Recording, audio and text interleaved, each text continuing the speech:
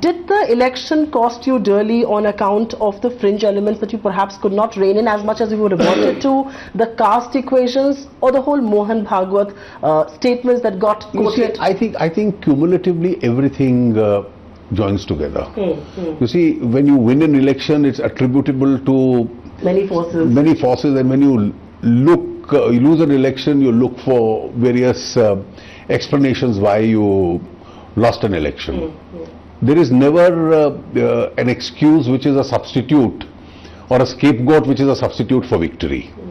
Therefore, I don't think there is much of a point in my indulging in that exercise.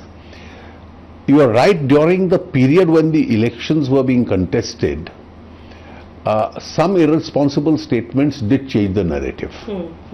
That is not expected from responsible political people.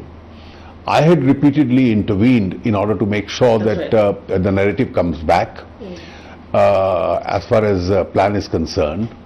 But I think those may be incidental factors. How much they impacted on Bihar, I really don't know. You know, you were right in saying that success has many fathers and failure perhaps looks for parentage and finds none. But who eventually will take the blame for Bihar? Because it was a campaign led by the Prime Minister himself. Well, each one of us will take the blame. The party collectively has lost.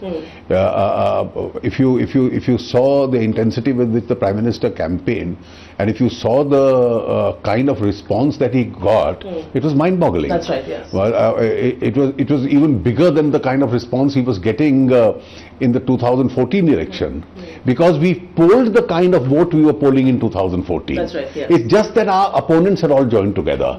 Therefore, to say that his campaign didn't deliver, his campaign got us that vote, but we needed that little extra, particularly when the opponents had joined hands, and that's something we weren't able to do. You are the A team as far as Prime Minister Modi is concerned. Do you see Bihar as a referendum on the Modi government, or will you Certainly believe that? I think, you see, the referendum is a word we very loosely use in this country.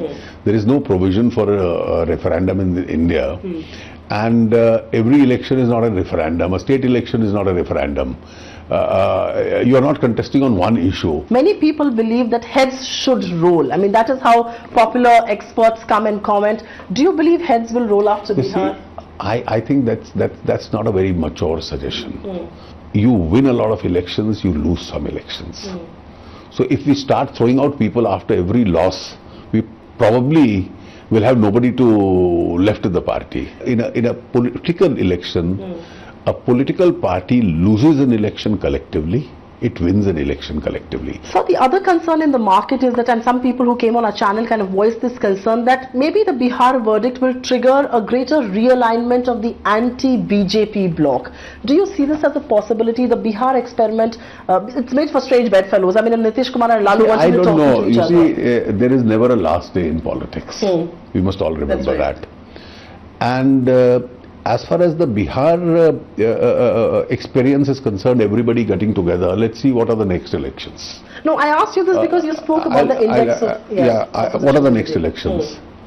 The next election is West Bengal. Assam, Punjab. Do you see the Trinamool and the CPM getting together? The next election is Tamil Nadu. Do you see the DMK or the AIDMK getting together? Or do you see Jayalalitha ji aligning herself with the Congress? Obviously the answer is no.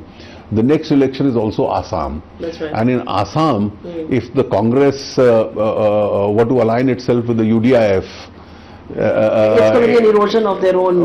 they'll probably end up surrendering Assam But you itself. don't see a Mayawati and a Mulayam coming together in UP at all? You see, they have once come together against us. But Mayawati came along with you as well. Yeah. You see, there's a reasonable amount of flexibility there.